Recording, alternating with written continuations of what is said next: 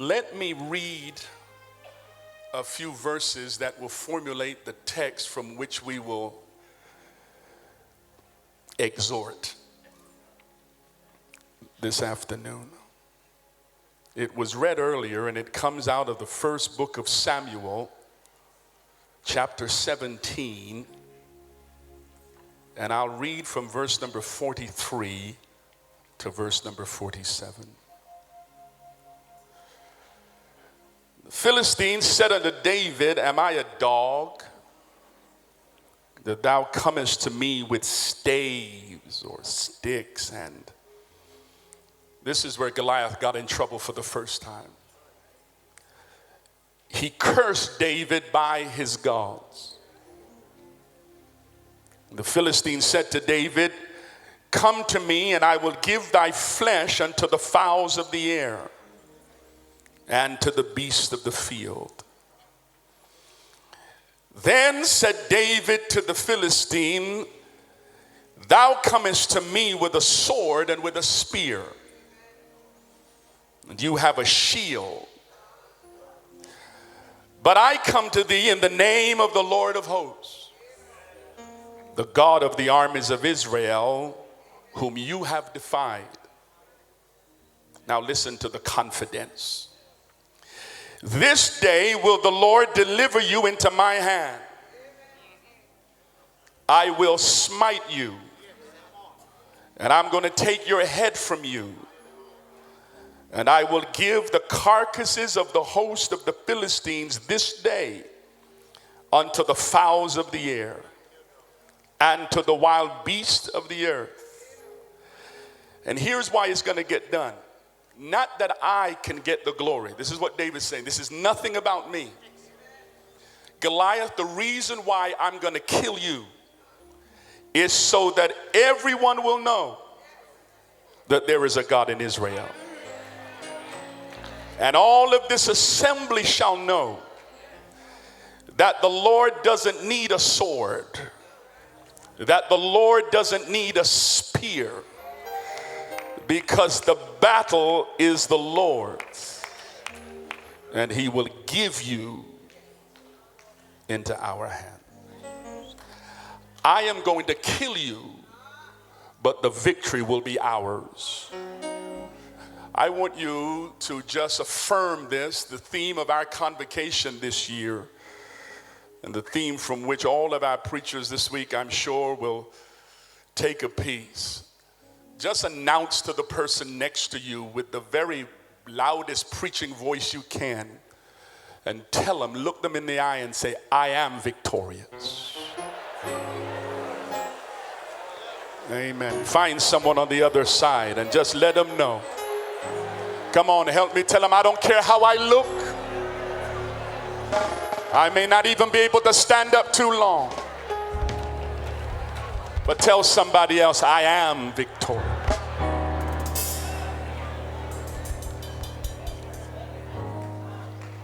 I want to pause the beginning of this 61st Holy Convocation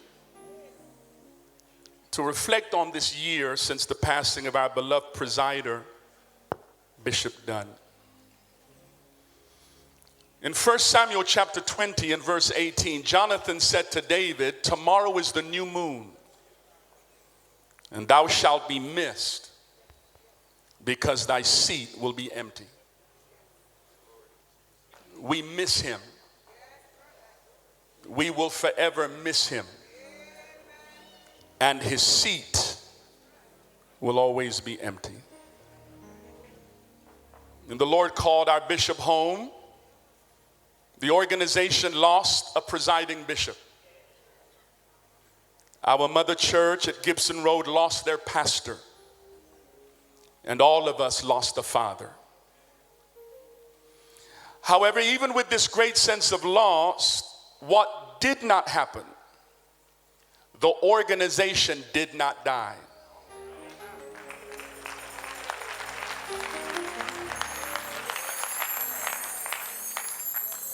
And we are duty bound to join hands and hearts together to continue the work of our fathers in the way that he and they would have us do it. This 61st year is a landmark year in the history of our church because for the first time, all of our original bishops based here in the United Kingdom are not present. 4 of them have been called from labor to reward and now sit with the innumerable company of angels and witnesses waiting for us on the other side. Bishop Simmons is still with us, and he has given us counsel and encouragement, and he sends greetings to this convocation. On Tuesday evening, we will receive an offering of love for the bishop. And as he was not able to come to us, we will send it to him. This evening, we will come, and in a service of honor, we will remember our presiding bishop and our pioneering bishops and their wives and others. And I believe that they are pleased that we, even during very challenging times, we have held things together. It's the job then of the bishops and the overseers who are charged with the responsibility to regularly keep the pastors and saints updated on what is going on. But I'm going to take this opportunity to capsulize, if you will, and I'll leave a few minutes for us to dissect or talk about the text. There are 3 things that I want to speak about very briefly in this introduction. Number 1, I want to talk about the leadership of the church. Number 2, I want to talk about the Bethel Convention Center. And number 3, I want to talk about us, the members and worshipers of this great church called Bethel. When our bishop was called to glory, while it may not have been a surprise, we were hoping that he would have remained a little longer to give further instruction as to how we might proceed after he was gone. Absent of those instructions and absent of a named successor, it was the job then of the senior bishop, Bishop Martin Simmons, to assemble the overseers of this organization together. We met with Bishop, myself and the overseers met with him in Ipswich, and he agreed to the formation of what we now call and what is now known as the National Ecclesiastical Council, comprised of Bishop Martin Simmons, myself, and our overseers, and we are yet to appoint the second of our female pastors who will serve on that council. I know I'm a member of it, but I thank God for them. I thank God that they have grasped the nettle and has helping us to wrestle with some very serious and demanding subjects. The NEC has provided visible and stable leadership. It is my contention that it is never God's will for his people to be without leadership. Leadership is a biblical principle. The Bible tells us that one day Jesus looked at a large amount of people, and the Bible said he was moved with compassion because they were like sheep with no leader. And so the NEC has provided, as we evolve, a visible and stable leadership dependent on the prayers of the saints and fueled by fasting and with open and frank and often hard discussion. We are seeing movement in the positive direction. Bishops are currently providing a list or preparing a list of priorities to present to the NEC with the aim to enhance the growth and the health of this organization. There will be many tough decisions to be made, so that we can resume our health and our effectiveness as we tackle the challenges of ministry in the 21st century. The NEC was given a 24-month cycle in order to address some very challenging issues, and will remain in place until our senior bishop has recommended for consecration a full board of bishops. No announcement is imminent, but I want you to know that it's very much on the mind of Bishop Simmons, and he mentions it often when we speak. The next point, and this is a vital one, and one I hope that the church and the leadership team that I pastor in Bristol understand that I'm fully committed to: consensus, consultation, and collaboration. We invite people of different views to sit at the table. We value and indeed seek to hear the input from our pastors and members of Bethel Nation.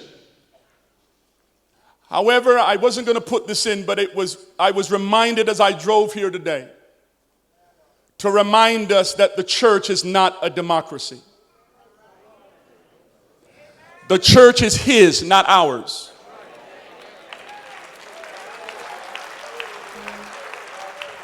You can own a building, but you can never own the church. The church is never for sale to the highest bidder, or will it be bequeathed to those with the loudest voices? The Apostle Paul, when he's addressed vision in the Corinthian church, says this: I have planted, Apollos has watered, but nothing happens unless God gives increase. Bishop Dunn and the fathers have planted, and we are now called to water, but the increase, the miracles, the growth, the deliverances, the winning of souls will be down to the move of the Holy Spirit that cannot ever be contrived or manufactured. A democracy, as our current Brexit crisis shows, that to serve the will of the people will at times bring greater confusion. The church, by virtue of being a theocracy, is a form of government in which God is recognized as supreme ruler, and God's laws are interpreted by ecclesiastical leaders after much prayer. And Paul writes to the church in Ephesus, he says, and he gave some to be apostles. He gave some to be prophets, some to be evangelists, pastors, and teachers. Why? Not that we might have positions of grandeur, but that we might serve the church and we might edify those who come. Let me remind myself and my fellow overseers and pastors, we will never be the rulers of God's church. We are not demigods, dictators, or autocrats. We are called by God to serve with humility, meekness, and the Lord's people are in our hands, and God is looking for those with his heart to appoint as his pastors over his people. December of 2017, a new board of trustees were elected by a representative of this church. They are charged to manage what the ecclesiastical leadership has been called to govern. The past 7 months, they have faced many challenges, from banking issues to the management of this center to land registry issues, water ingress issues, leasing issues. Those of you that serve as local trustees will understand the magnitude of all of these issues that are called on so that we might be in compliance with those at the Charity Commission. Working in partnership with the NEC and all of our pastors, we are confident that Bethel will restore her credibility and integrity with the Charity Commission. And it means now we have to do things more diligently, more mindful, and dare I say, with more clarity. A year ago, the financial situation of our church was dire. We had strained relationships with our bankers and many other creditors. We heard Bishop say many times that this building was not built for him. He built it for us, the next generation of those that would come. A year ago, there was significant mortgage issues, and yes, even a threat of intervention was imminent.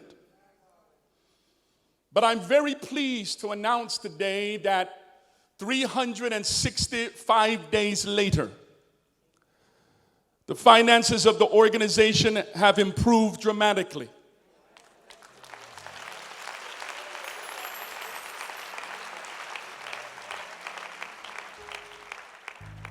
We are not out of the woods. There will be still demands made upon us to give, but we do now see light at the end of the tunnel.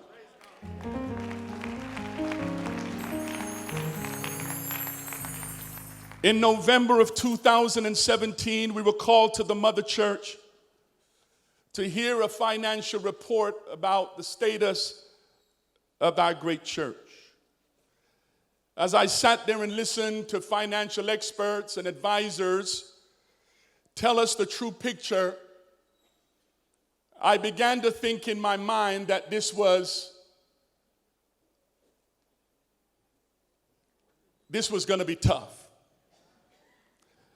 I'm going to not call a lot of names, because when you call names, you will miss someone. But I want to thank Pastor Raymond Narm, who was the first pastor to stand in that meeting and challenge the rest of us to give to the cause. I think we ought to clap him better than that.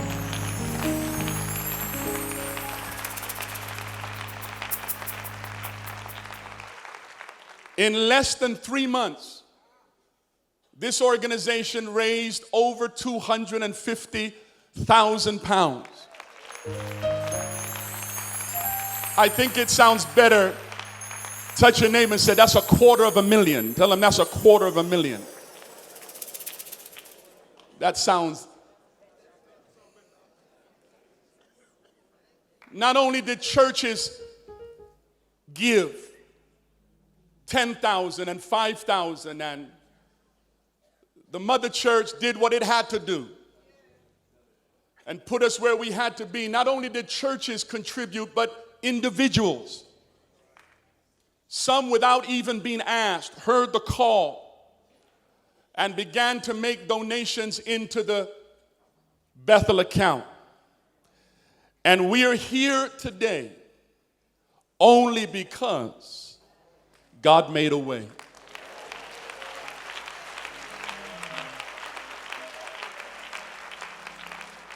Not all of our churches contributed, and we will continue to ask and encourage everyone to come and be a part of Bethel's renaissance, to be a part of this new season, to be a part of this second wind, to be a part of a move that will cause the church to grow and backsliders to return. I want to say something now about this building that Bishop Dunn loved so much. I've had the opportunity over the past few months to come and sit in it when it is empty. It looks good full, but when you come in here when it's empty, it speaks a different language. But I think that the bishop would want me to remind us that this building was not the vision. It was only part of the vision. This was never built to be a monument, but a place that would release ministry in this country, so that the many people that would be saved would find a place to find rest. Today, I believe that many of you will stand with me and prophesy that the day will come very soon when this building will not be able to hold our international holy convocation.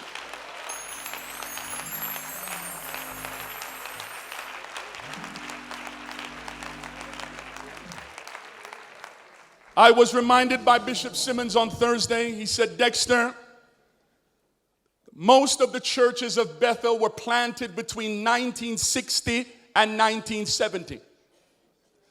So that means, Bethel, for the last 30 years, there has been very little growth of the organization. Our energies have been taken up with other things. And yes, we have spent a lot of time praying for and paying for this building. But this cannot be the final resting place for Bethel. As we celebrate the 70th year of the Windrush generation, as I drive along the M1, the M5, the M6, the M32, you name them, I am reminded that 55 years ago, our fathers didn't have an M1. They knew nothing about an M5 or an M6. What we do in 90 minutes took them 3 hours along the A38 from Birmingham to Bristol. They did not have BMWs, Land Rovers, or Mercedes-Benz. Their vehicles were unreliable. Some had to sleep on the side of the road. But with no social media, with no mobile phones, without slick websites or creatively designed flyers, they birthed an organization.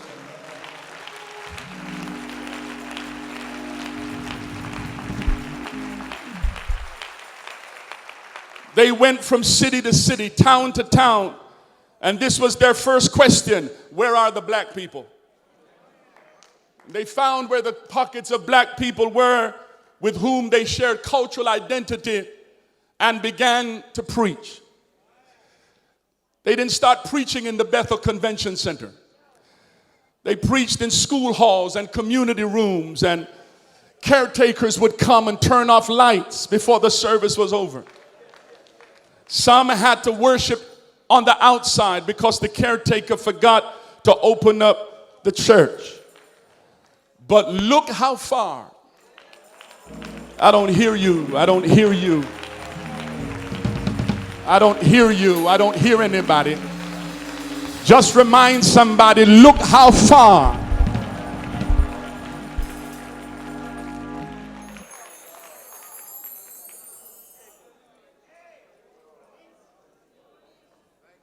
The seed was sown, and a seed sown in one generation may never be realized. But it's the responsibility of every generation to sow seeds and not be selfish. Because the seeds you sow, you may never see. But you're sowing them in expectation that when you are no longer on the scene, that tree that you have sown will feed your children and your grandchildren and your great-grandchildren. 1955, the bishop sowed a seed. And we are the fruit of that seed, and we have come here today to begin the 61st, not just convocation, it is a holy convocation. Because holiness is part of our DNA. It is part of our spiritual heritage. It is a badge that we wear honorably, not out of religiosity or some type of neo-Phariseeism, but because we know and believe that he who has called us is holy. And those of us that serve his people and serve in his church must find a place of sanctity in him. 1 year ago, we were mourning our leader. 1 year later, as we walked into this church today, into this building, there was a sense of optimism. Everything did not go according to plan. Some of it wasn't planned. But I do believe that what we fail to do, God will make it up. If we can raise £250,000 to save a building, we can raise money to plant churches. We can raise money to award scholarships to our young people. If we can raise £250,000 to invest in the building, we can invest it in our seniors and in our pastors who have served for many years so that their winter years can be enjoyed with gladness. The question is a good one. You would not be the first one to ask it. Peter looked at Jesus one day and said it this way. It's not said it this way, but I almost said it this way. What's in it for me? Peter left the business. He left the business where he was making a salary that he could take care of his family. And one day Peter must have asked and looked and said, listen, I'm following this preacher. Most of the time he doesn't even look like he knows where he's going. Peter looked at Jesus and said to him, because he was the spokesman, but he was speaking for everybody.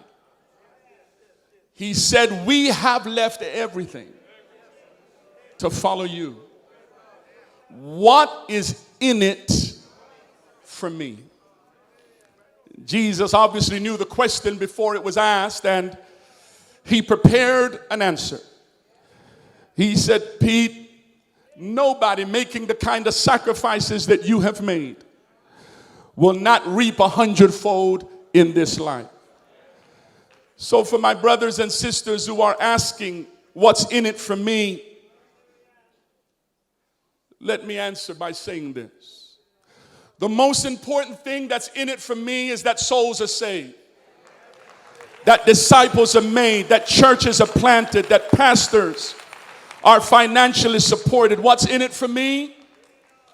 That retired pastors can release a church and know that they will be taken care of in the winter of their years. What's in it for me? That treasured saints who have given their lifeblood to an organization would not be abused by nursing home staff who do not understand their culture and their spiritual identity, but would be able to live at peace in homes designed by us, paid for by us, staffed by us, run by us, where we won't need to ask permission to have a Bible study. We won't have to ask permission to sing from the Pentecostal hymnal, because it won't be government funded, it will be Bethel funded. What's in it for me?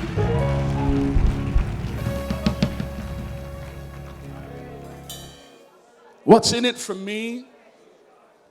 That leaders will be developed, that emerging leaders will be encouraged, that congregations will be healthy with healthy pastors and leaders. What's in it for me?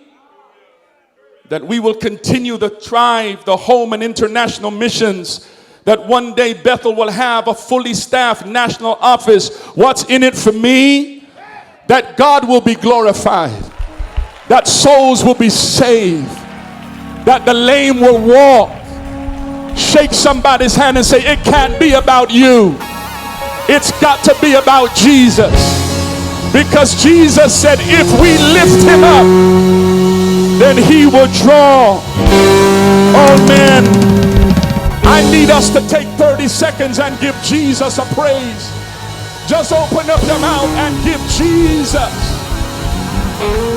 I don't hear nobody. I don't hear you. I said give Jesus.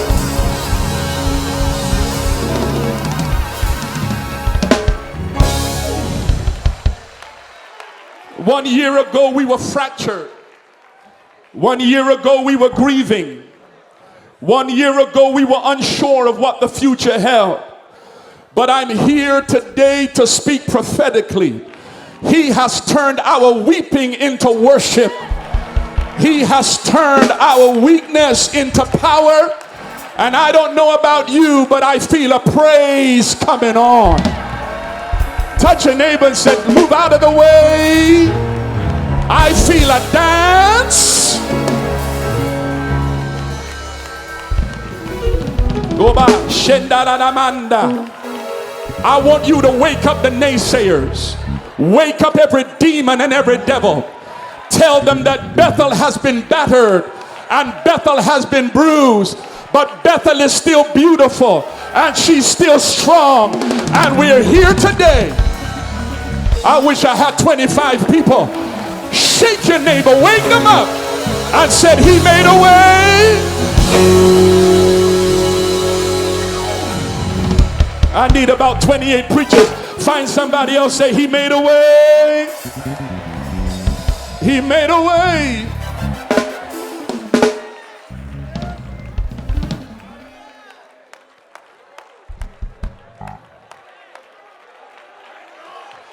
Oh, Shema. David arrives on the scene. He was not invited to the party, but he arrives on the scene. And when he gets there, he finds Israel in turmoil. He finds his older brother cowering in a corner. A king didn't know what to do. But one thing David understood, that if God be for you, then nobody can be against you. He stood before men of renown and looked at them and said, is there not a cause? Are we just going to stand here and let this uncircumcised Philistine defy the armies of God?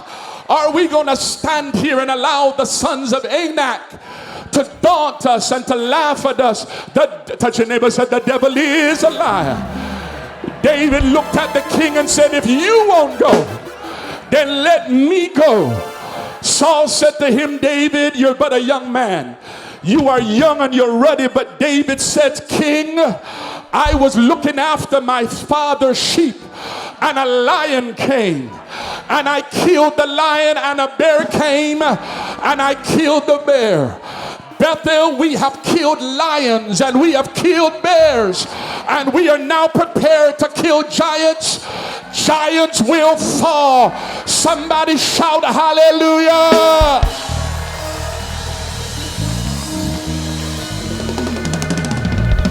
Goliath stands 6'9" tall. He had 12 fingers and he had 12 toes. And when David stands before him, Goliath mocks him, laughs at him, because he believes that David is going to lose. But how many people know that when God is on your side, you don't have to look to the left or to the right? Wasn't it David that said, I will look to the hills from whence cometh my help, because I know that my help comes from the Lord. David looked at Goliath and said, Goliath, you are uncircumcised, which means that God is not for you. You are not part of the tribe of promise, because you are outside of the commonwealth of Israel. But God has blessed us to know that greater is he that is in us than he that is in the world.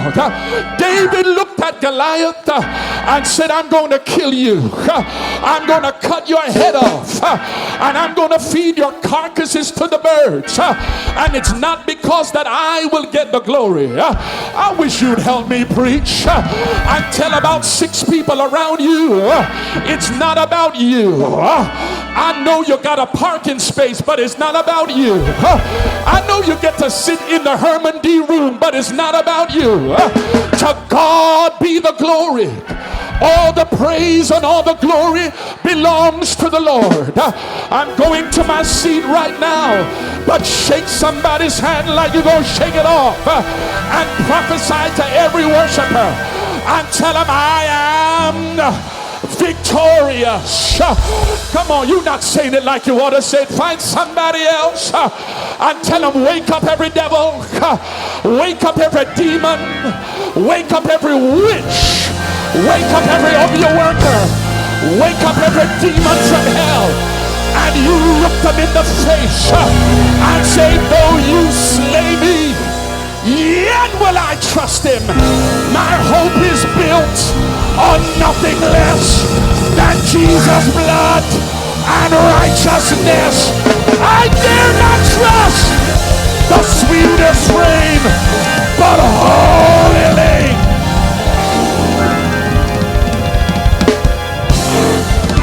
Hallelujah. Can you help me do something? And I'm going to my seat. I want you to leave out from where you're sitting and find 3 people and hug them as tight as you can and tell them things are getting better. Prophesy. Speak it out over your mouth. Declare and decree things. I don't hear the worshipers. I don't hear the praisers. Tell them things. Things are getting better. Better days are coming. Better days are coming. Better days are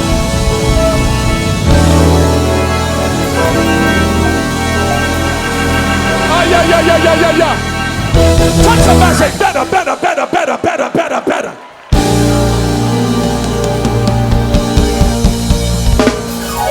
Oh yeah. Now find somebody that got a smile on your face, because everybody don't want to receive this word. Everybody want us to quail up.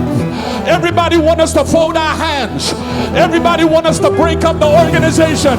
But the devil is a liar. Forward still, 'tis Jehovah's will. Though the billows dash and spray, with a conquering tread, we will push ahead and we will roll. Somebody say roll.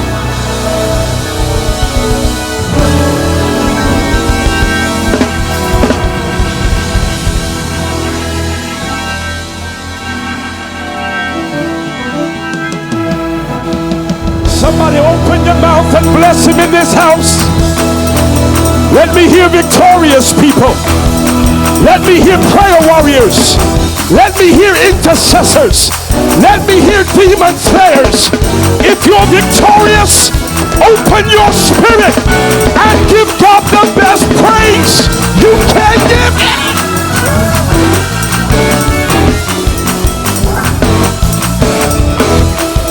Victory is ours. Somebody clap your hand and say, victory is ours.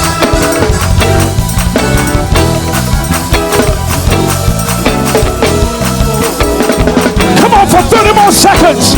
Victory is ours. Victory is ours.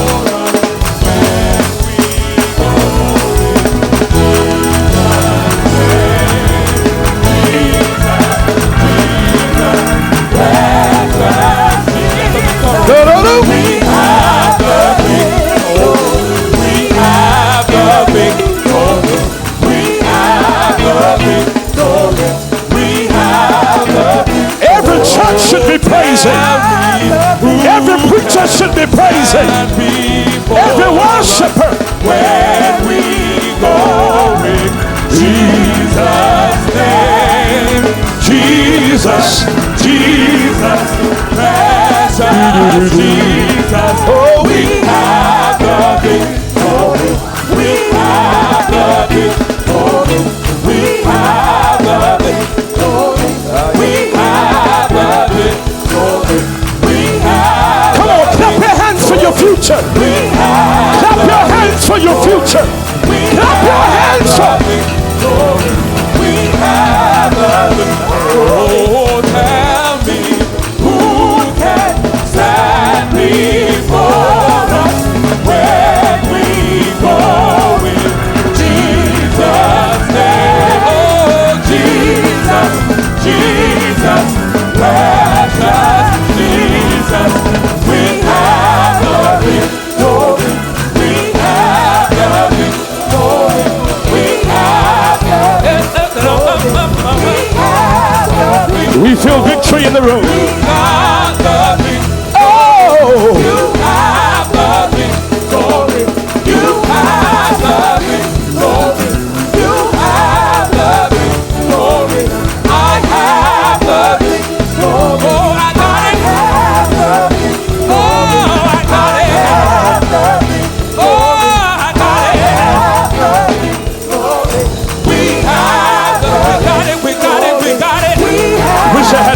united